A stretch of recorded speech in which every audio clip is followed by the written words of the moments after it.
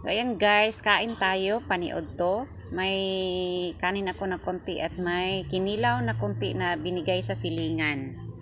At kang mo rin naman po is pansit canton at may kanin na konti. So, yan po ang kakain niya ngayon.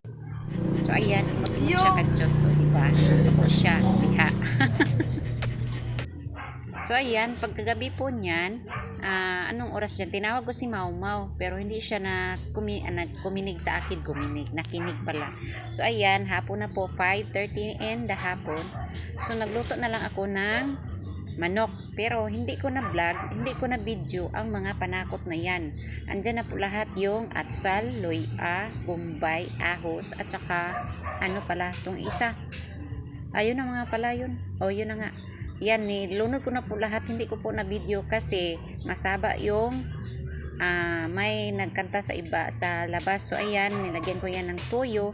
So ang ibig sabihin nyo po niyan is adobong manok pala ang niluluto ko ngayon.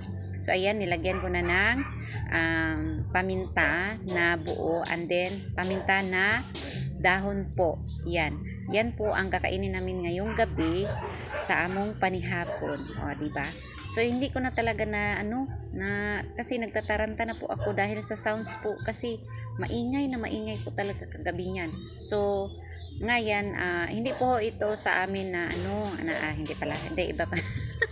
Iba yung nasabi ko. So, ayan, gimikos-mikos, nilagyan ko ng suka na na vinegar.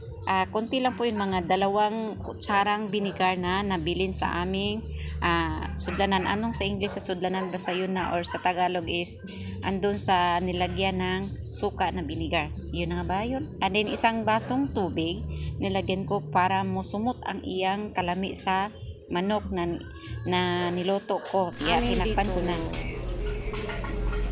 Yan. Time check ko tayo 5:30 ng hapon. Ayan ang tubig. Ayan ang laba natin. Tapos wala na po ditong laman. Andun na naman. So ayan. Yan po ang damit ko. Para kung si nanay at saka ni Lola. Ayan. Nag-voicemail naman po ako. Ayan. Kinuha ko yung nilaban ko kahapon. Kasi hindi siya nauga. Or hindi ko po nabilad. O ayan. So hapon na ngayon. So kukunin ko na yan. Yung mga hinangard ko na nilaban. Saka yung nilaban ko kahapon na kang ma'am. Tapos na yun. Ang sabi niya, hindi pala yun bulingon. Iwan ko ba't andun sa nilagyan ng bulingon. So ayan. Kinuha ko na ang mga damit na yan. So back tayo dito sa niluluto kong manok na adobo. O diba? Manok na adobo. Ang puti-puti po ng adobo ko. Walang kalasa-lasan yan.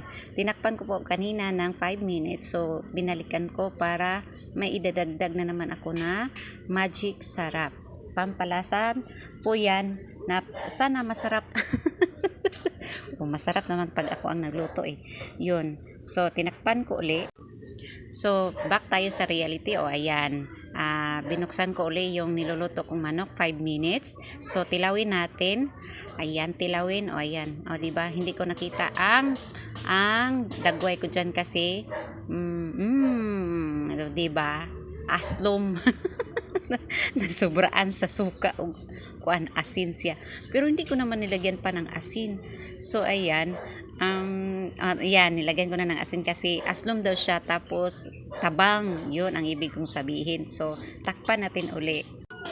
So ayan na siya guys, after 5 minutes na din, sa tagal-tagal na naluto siya, kailangan po siya ipaintos-intos. Ang ibig sabihin ng intos-intos talaga, hindi ko na alam. So mikos-mikos, and then tilawan natin uli kung masarap na ba o ano.